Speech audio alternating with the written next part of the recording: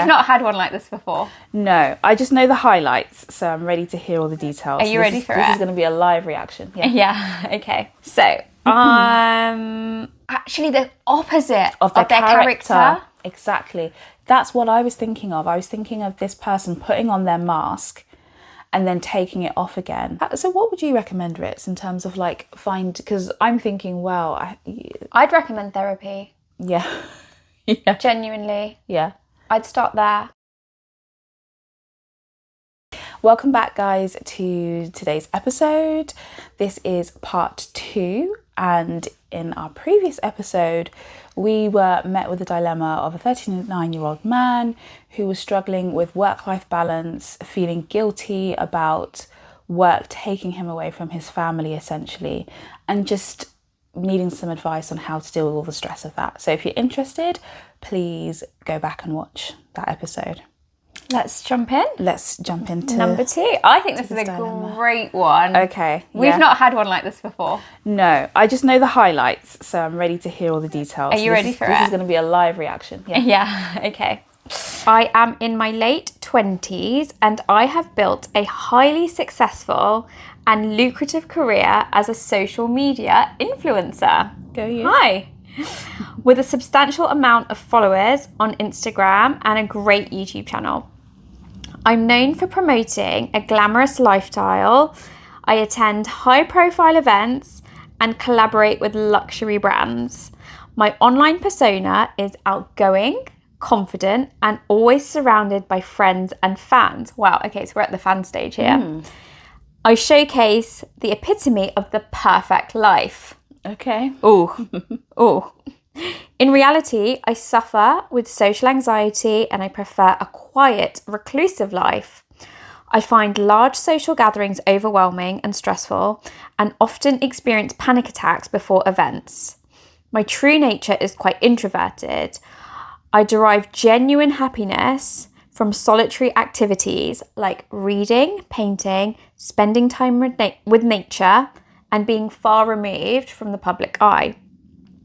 My income and brand deals depend heavily on maintaining this glamorous facade. The pressure to constantly project an image of perfection and engage with followers online is causing me significant mental distress. I feel trapped by the expectations of my audience and the demands of my sponsors, fearing that revealing my true self would lead to losing followers, income, and industry relevance.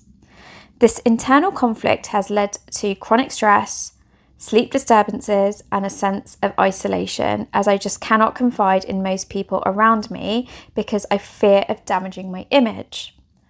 It's quite similar to the last one in that sense. I'm at a place now where I'm struggling to find a way to reconcile my public persona with who I really am without sacrificing my career and mental health. Oh, what an interesting one. Yeah. Interesting. You know what? You know why I'm finding it really interesting? Because you know how we discussed in the previous episode how like that's a presentation we've seen so often, and also a presentation that we were like trained in, that our supervisors and the clinicians we worked with would have seen that presentation time and time again. This is so novel because I would say this is probably something that's happened in like the last, like 5-10 years?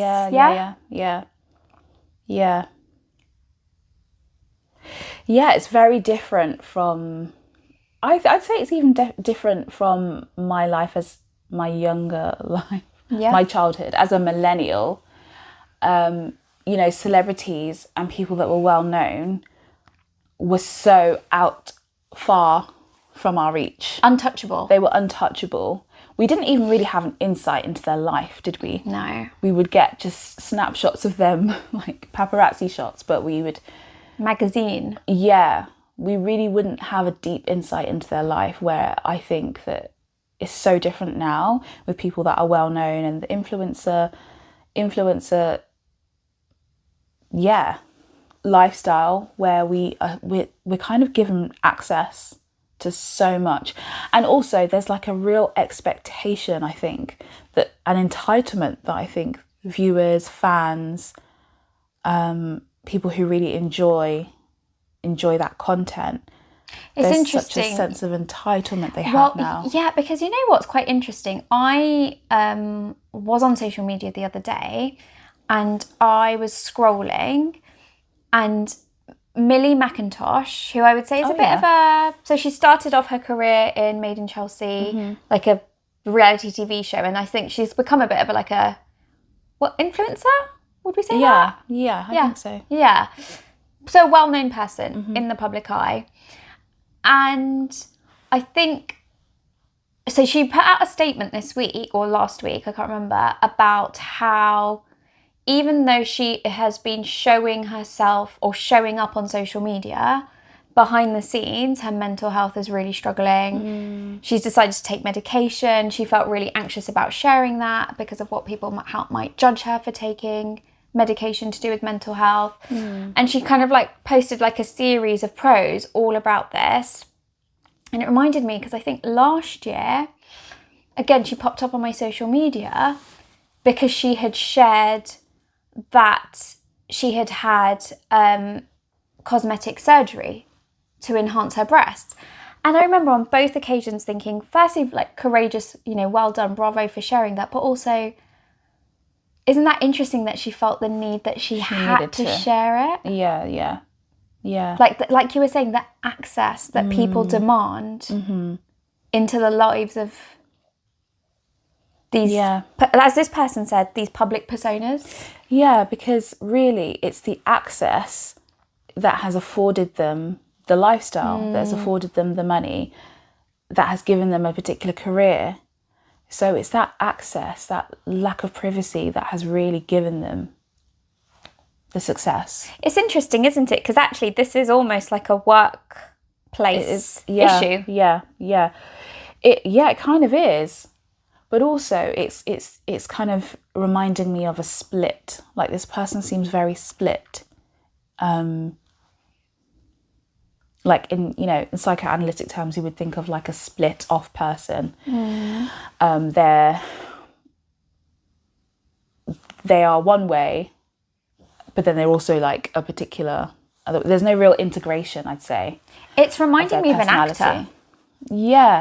So I was thinking of that. But like back in, like you were saying, like back in the day, you know how you wouldn't really meet famous people back in the day. And then when you would, or if you hear of people meeting them, for example, they might be like, oh, but they were actually the opposite of their character. Exactly. That's what I was thinking of. I was thinking of this person putting on their mask and then taking it off again. But I'm just wondering about... Because I guess you're not acting, are you? That's the difference with social media. Like, you're not an actor on a movie set. You're not, but I'm also wondering about why this has become so split off. Because from what you were saying, it sounds as if like they are leading a fake lifestyle in order to have a career. But actually, I don't know how you get to leading such a fake lifestyle that is so not in line with who you are. How do you get there? Like, was social media the influencer of that? For example, we don't know. Do you see what I mean by that? Like, I wonder if this person saw, I can have this lifestyle if I'm like this, and this. If I'm this person. Yeah. So creating the persona to be this person, thinking that maybe that is what equaled happiness and self-worth and self-esteem. Yeah. It's not uncommon for people to attribute like materialistic success, which is, how they've said, like, attending a high profile event. It makes me I associate that with being confident and having high worth. Yeah. And collaborating with luxury brands. Yes. But then actually, you've been doing that, and you're realising, as you said, there's a split there. It's not meshing. That's not actually who I am. It's not fulfilling me. Yes. What's fulfilling me is maybe to have a partnership with Waterstones.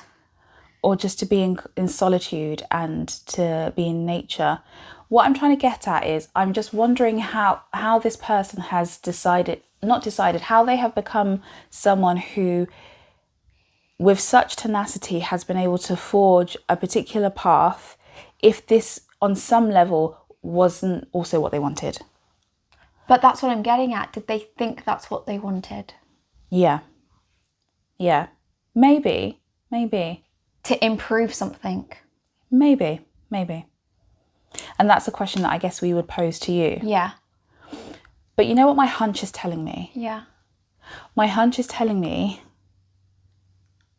that there could be some integration, and rather than it being very split off, one is good, one is bad. I'm an extrovert or an introvert. I like luxury or I like the simple life. Maybe you can be both, but it's just about navigating how to do both. Say more? It's kind of reminding me when clients come in and they have a very fixed, rigid mindset. They can be very black and white. Things are either good or bad. I'm a failure or I'm a success. And actually it's about the and. But helping them to reconfigure what that looks like. Maybe you are someone who likes the finer things in life, and you do actually like being known for what you do. But how could you also get some privacy? Mm-hmm. Do you know what I mean? Mm-hmm. Like, how can you have elements of both? And how could you accept that maybe this is also who you are, but maybe you've taken it to the extreme? And there needs to be a dialing back, or like a rebalancing of what life, career, privacy, success could look like for you. But I think that's the fear, right? Because this is what they're saying here. Where was the bit about the jeopardizing?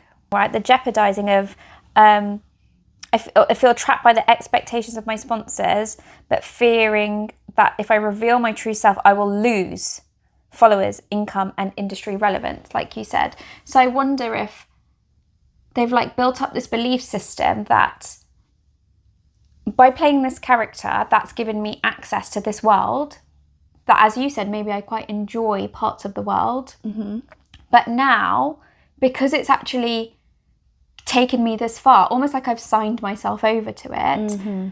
do I have the right to ask for privacy? Mm-hmm. Do I have the right to peel back? I would say yes. Well, yeah. But I can see why you think the world will say no. Yes, I can, because the reality of the situation is, you know, it goes back to what we started with, that sense of entitlement, the feeling of like... your fans own you. Yeah. These brands own you. Yeah, the real expectation of what this could look like. There is also the potential, yes, you could be dropped. Mm. Or brands might not want to work with a more truer version of who you are. Mm-hmm. But then, this is where I encourage you to think of, does that matter to you?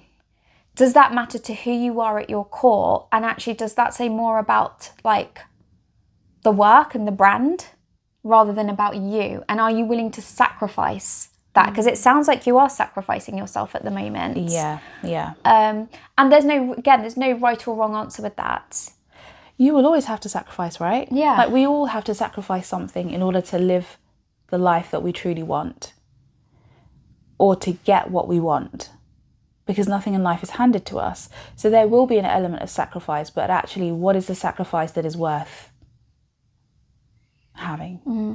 You know? Mm-hmm.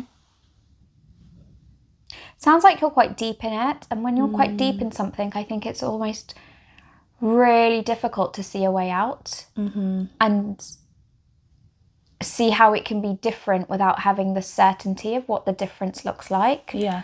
And I get a sense of that is going on. Like, if this is not my work, if this is not my income, how do I keep it the same but different? Mm-hmm. And I don't have the answer to that. But this is where trusting yourself is going to come in. And this is where the self-esteem part is really important here. Because I think you need to have that high self-esteem, that high self-worth to recognise, yes, actually, if I want to go through a bit of a rebranding and I don't know where that's going to take me, it's almost like a career change. I think isn't it? I'm just thinking that yes. And I'm just thinking how these are so similar. Like, These are so similar, and coming back to value system again, and maybe letting your value system be part of your decision-making process and be part of your guide in terms of where you go next and how you take the next step. I also think like the relevance part, you will always be relevant to someone. Yeah. Yeah. And so is there a financial part to it? Yeah, I wonder what motivated you in the first place to want to pursue this career. And like they went into a great level of detail to describe like the luxury element of it, the prestige, the benefits that they get from it. And there's nothing wrong with that. No. That's why I mentioned Waterstones. Yeah. As the example, like you could still be an influencer. Yeah. But one that's like promoting reading. Yeah. Or drawing or creativity. Like it doesn't have to be like luxury. Like did you choose luxury or did luxury choose you? Or did you see that actually the most amount of money is in luxury? Like I don't know if that's true or not. I'm just like making a guess there. But... And what's your background? I think I'd be really curious to know more about your early years and your family background. What's your relationship with luxury? It's almost like luxury is an entity here. It's the end goal. Is it the end goal? Is it something that has always been by your side? Is it something that actually, what significance does it hold to you? I think could be quite interesting to explore. Is it new? Is it old? Is it like a long lost friend? Is it a companion for you? Is it validation for you? Do you know what I mean? Like, what's the relationship like to it? I like how you said there, is it old or is it new? My sense is telling me it's new. And almost like you had a taste of it. And you're like, oh, I think I thought I wanted this. But actually I don't think I do. But that's confusing because it comes with all these things that I'm maybe meant to find enjoyable. But actually what I do enjoy is quite opposite. It's something different. Yeah. Who do you trust? Because your kind of last part was... Where's it gone? I can't confide in most people around me. Oh yeah, I forgot that was in That there. made me feel really sad. Really sad for you. Like the isolation. Gosh. That's a lot for you to carry. You're still fairly young. For fear of damaging your image. So is that a fear that's rooted in reality, or is that a fear that is irrational? And if it is that you literally do not have people that you can trust because of how they would tarnish your image, is that influencing your desire to be alone? Or are you naturally an introvert? I know you said you'd like to do things by yourself, but I mean, having people around us that we can't trust can force us into isolation. No, but they say that at the start, look, the internal conflict has led to chronic stress, sleep disturbances, and a sense of isolation. So they're not saying isolation like a positive way, like I need to isolate. It's like I have no one. Yeah. You're like creating it as if there's like this team around you and you're so alone in that team. And I'm just wondering how you relate to the people in your team and how you think they relate to you. Like, do you think that they are on your team because of this image? Like they're cheering for you only because of this lifestyle that you have? I think that's the assumption, because if they're thinking that if I confide in people, I fear that my reputation will be tarnished or damaged, that would indicate like a real lack of trust and real connection and vulnerability and safety with the people that they have around them. And that can be really hard. I think it's hard as we get older to develop meaningful relationships, for some people it can be really hard, more so when you feel like there's a risk of like a lack of privacy. Or that people think they already know you. Yeah. I bet there's a lot of that going on. Yeah. So what would you recommend, Ritz, in terms of like because I'm thinking, well, I'd recommend therapy. Yeah. Yeah. Genuinely. Yeah. I'd start there. For I think you need safety, because you feel, it does sound like you're feeling quite unwell, chronic stress, sleep disturbances. I'd be quite concerned about a potential like breakdown happening at some point, and I wouldn't want that to happen publicly for you and have to deal on top of that with that. So I'd recommend therapy, because even though this is quite unique, as we've been fleshing it out, there are elements of it that are not. Yeah. Yeah. And one thing that's kind of coming to mind is sexuality. Okay. People that have maybe lived an isolated life, or felt like they've had to have a certain type of sexuality in order to be accepted, and because that's what it is as well, isn't it? Acceptance. Yeah. Yeah. Gosh, they're so linked, aren't they? Yeah. Yeah. Race, although that's obviously very difficult to hide. Yeah, it's quite Jungian to me, isn't it? It feels quite Jungian, like you said, this psychoanalytic side of this part of me, this shadow that the world doesn't see. But the difference here is that you like the shadow. A lot of times people don't like their shadow. You like your shadow. I think that's great. Yeah. Start with that. Yeah. Go in with that. Try and embrace that more, but in a safer way. And I think therapy, if you don't have places to confide, I think therapy would be a great place for you to be able to turn up and do that, not in isolation, but with another human that can see you and hold you and validate you until you have the strength to go and do that in the world. Yeah. Whichever world it is that you choose to do that in. Exactly. And I think that could be really powerful. There will be someone on this planet who is able to see you and to see all the parts of you and to accept all the parts of you as well, and hold that for you until you're able to find a way to reconfigure and find yourself before presenting yourself to the world. Yeah. Again, I think a lot of influencers might feel this way.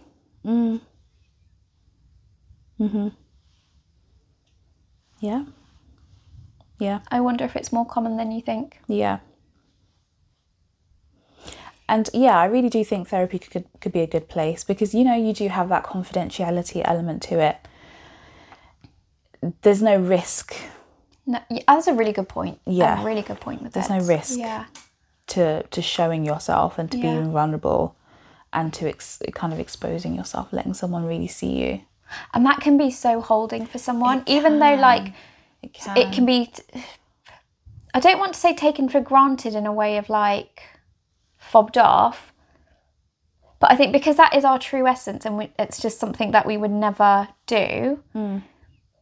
But the power of that for somebody who's in such a twisted place, like with themselves, to know that this genuinely is not going anywhere.